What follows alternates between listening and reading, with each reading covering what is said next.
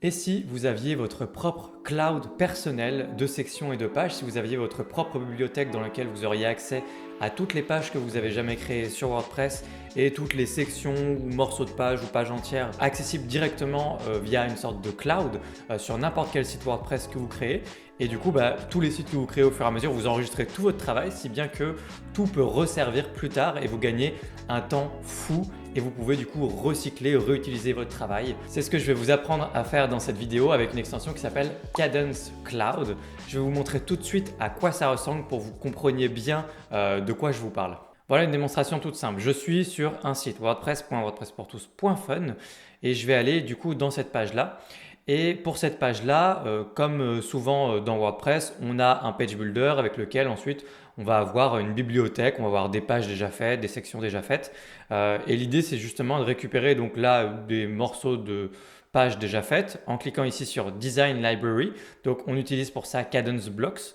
Quand je clique ici, on a accès aux sections, à ce que propose déjà l'extension par défaut, mais il y a également une nouvelle partie ici qui s'appelle Alexi Cloud. Et Alexi Cloud, c'est mon cloud, c'est ma bibliothèque personnelle de sections ou de pages entières que j'ai créées et auxquelles j'ai accès du coup via ce site-là. Donc ici, Alexi Cloud, là j'ai une seule section qui pourrait être rangée par exemple par catégorie. Là, j'ai pas vraiment fait de rangement, mais on aurait la catégorie accueil et vous pourriez créer autant de catégories que vous voulez. Par exemple, boulangerie, ONG, vous pourriez créer des catégories en fonction du type de section ou de page par rapport au type de client.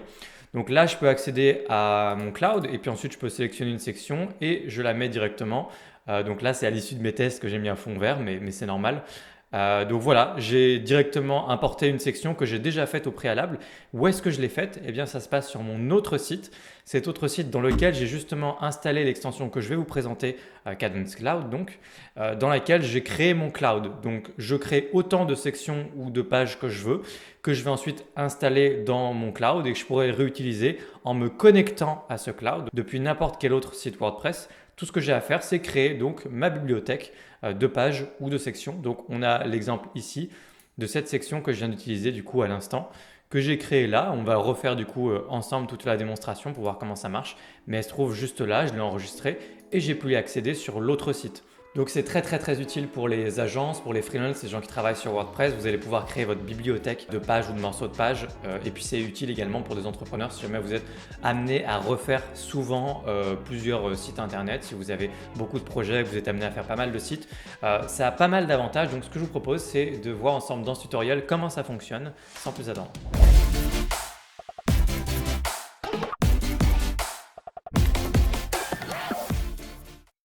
Donc l'extension s'appelle Kadence Cloud. C'est une extension qui fait partie de la suite d'outils Kadence. Donc si jamais vous voulez l'acheter séparément, c'est possible. Là, quand je descends, vous avez Kadence Cloud ici à 69 dollars disponible ici ou disponible sinon dans la suite complète d'outils Kadence dont j'ai parlé à plusieurs reprises maintenant déjà.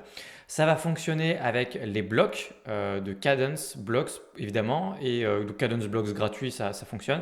Et ça fonctionne plus généralement avec Gutenberg. Ça ne fonctionnera pas avec Elementor ou Divi par exemple. On parle ici d'un outil qui s'utilise avec des blocs. Donc ici, j'ai installé Kadence Cloud. Ça va être le site sur lequel on va créer notre bibliothèque. Donc site qui doit rester évidemment accessible, enfin qui doit exister. Du coup, si votre site demain il est fermé, votre cloud il va plus marcher. Donc il vous faut une base sur laquelle vous allez créer votre cloud. On installe Kadence Cloud dessus et ensuite on va avoir un nouveau menu qui s'appelle Cloud Library. Ici, vous allez pouvoir créer autant d'éléments que vous voulez. On va tout de suite créer un premier élément ensemble en cliquant sur Add New. Juste avant, vous avez les Cloud Settings ici et lorsque vous allez dans les réglages de votre cloud, vous allez pouvoir lui donner un nom. Donc c'est le nom qu'on a vu juste en début de leçon justement. J'avais appelé ça Alexi Cloud. Vous pouvez donner un nom un peu plus sympa. Mais du coup, vous avez le nom de votre cloud et ensuite tous les combien est-ce que ce sera synchronisé. Donc tous les sites sur lesquels vous allez connecter votre cloud, est-ce que c'est synchronisé une fois par semaine, une fois par jour ou une fois par mois? Synchronisé veut dire que si jamais vous ajoutez de nouvelles sections, de nouvelles pages dans votre cloud, eh bien du coup il faut synchroniser pour que ce soit accessible depuis les autres sites. En sachant que quand vous êtes sur cet autre site, vous pouvez synchroniser à tout moment manuellement en cliquant sur le bouton en haut à droite juste ici, Sync with Cloud. Voilà, on reviendra dans ce menu après. Pour le reste, donc justement, on va créer tout de suite un premier élément. Donc je vais cliquer ici sur Add New. Une fois qu'on est dans l'interface ici, on se retrouve dans Gutenberg. Donc tout ce que vous avez à faire, c'est créer tout ce que vous voulez. C'est là où je vous dis ça fonctionne aussi bien avec des sections qu'avec des pages. Donc vous pouvez créer absolument n'importe quoi ici. C'est ce que vous allez enregistrer dans votre cloud. Une fois que j'ai créé ma section, et vous pouvez ajouter autant de contenu que vous voulez. Donc là, c'est pour moi juste une section, hein, rien de plus. On va pouvoir aller dans les réglages ici, Library Items. Ici, dans ce petit menu, on va retrouver un petit peu ce qu'on avait dans le menu de Cadence Cloud au niveau de WordPress. Donc vous avez collection, catégorie, keywords. Alors à quoi ça correspond?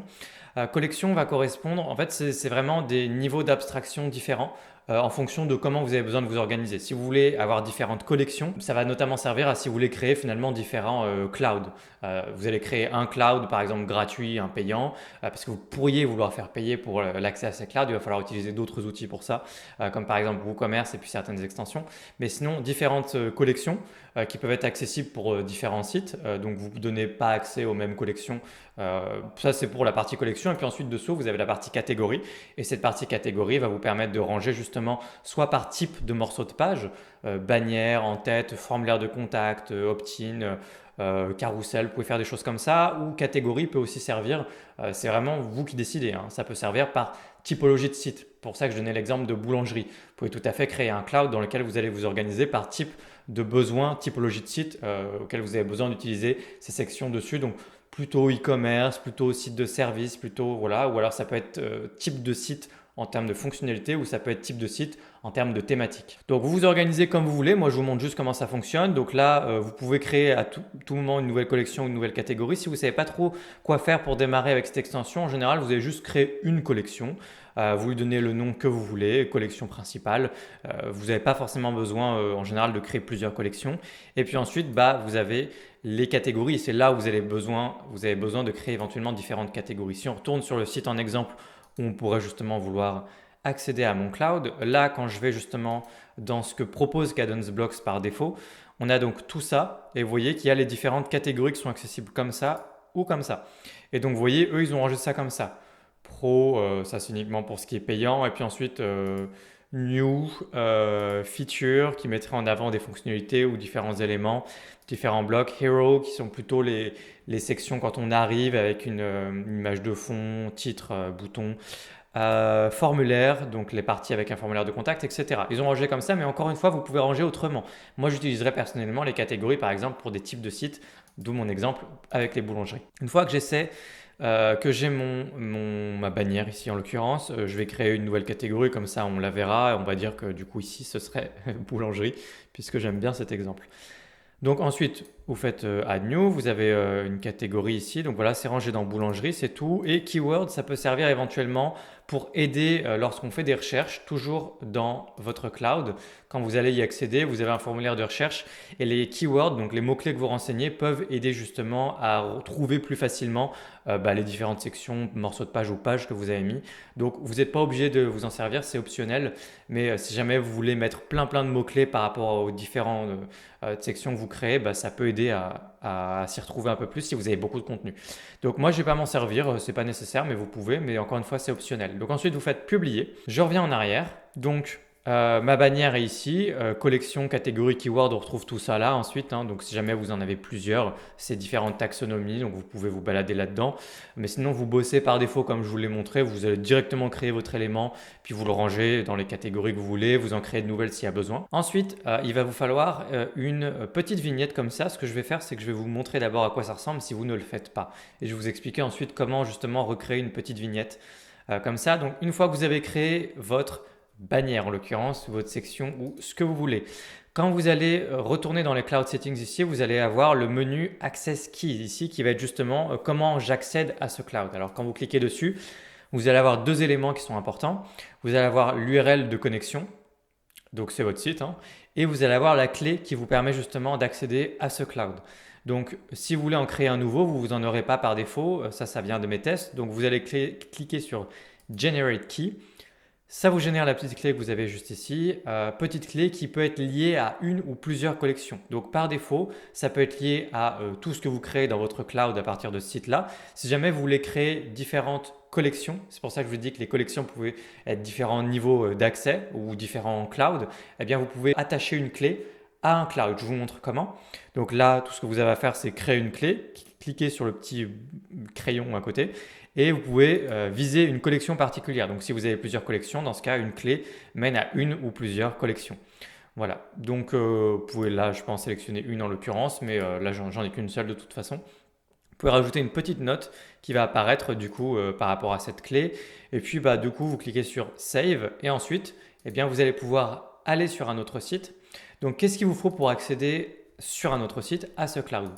Il vous faut, je vais revenir en arrière, il vous faut installer l'extension Cadence Blocks.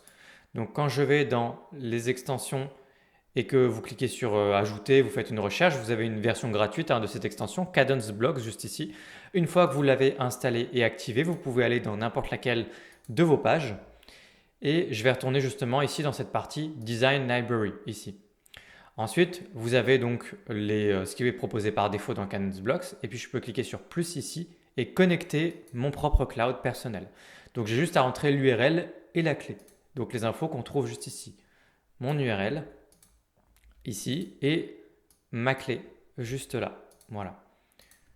Ma clé. Ensuite, vous cliquez sur Add Connection. Donc, j'ai ajouté mon cloud. Alors, moi, du coup, j'en ai deux. J'ai fait n'importe quoi. Mais voilà, j'ai mon deuxième cloud qui est juste ici. Donc là, ce qu'on observe, c'est que j'ai uniquement ma section que j'avais créée avant de faire ce tutoriel. J'ai dû vraisemblablement ne pas mettre de catégorie. Regardez, je vais aller dans bannière, ne pas mettre de collection, je veux dire. Je vais aller dans la bannière que j'ai créée ici. Et comme je suis allé un petit peu vite avant, j'ai tout simplement pas attaché Library Items de collection. Donc je vais mettre collection, mettre à jour et ensuite on va pouvoir faire ici une démonstration de synchronisation justement. Donc je clique sur Sync ici et je vais avoir justement ici ma nouvelle section. Et donc c'est pas plus compliqué que ça. Ensuite toutes vos catégories vont apparaître ici. Donc là j'ai accueil, j'en ai créé une devant vous qui s'appelait boulangerie. Donc vous pouvez ensuite vous organiser en plein de catégories et créer toutes vos sections comme ça. Donc, alors comment est-ce qu'on fait pour créer justement une petite vignette juste ici? Par défaut, il va essayer de récupérer lui automatiquement quelque chose, mais ça ne va pas forcément correspondre à ce que vous voulez. En fait, il y a un réglage dans Cadence Cloud. On va aller dans Cloud Settings et vous avez ici dans Général une petite clé API que vous allez devoir rentrer en utilisant un service qui va être gratuit si vous l'utilisez maximum 100 fois par mois, ce qui devrait suffire pour une grande partie d'entre vous. Alors je vais vous montrer à quoi ça ressemble. Si vous cliquez ici sur Get Your API Key, vous allez arriver sur un service qui s'appelle apiflash.com et vous voyez que si je descends, on a une politique de prix, vous voyez, c'est gratuit pour 100 screenshots, donc il va récupérer des vignettes 100 fois par mois. Donc 100 par mois, vraisemblablement pour une grande partie d'entre vous, ça suffit largement. Si jamais il y a besoin, si vous êtes un gros consommateur de ce service, vous pouvez passer à un plan payant. Donc tout ce que vous avez à faire, c'est créer un compte ici, gratuit, et puis récupérer du coup votre clé API pour la rentrer dans Cadence Cloud. Donc là, je suis connecté à ce compte-là et j'ai justement ma petite clé qui se trouve juste ici, que je peux récupérer du coup et coller juste là.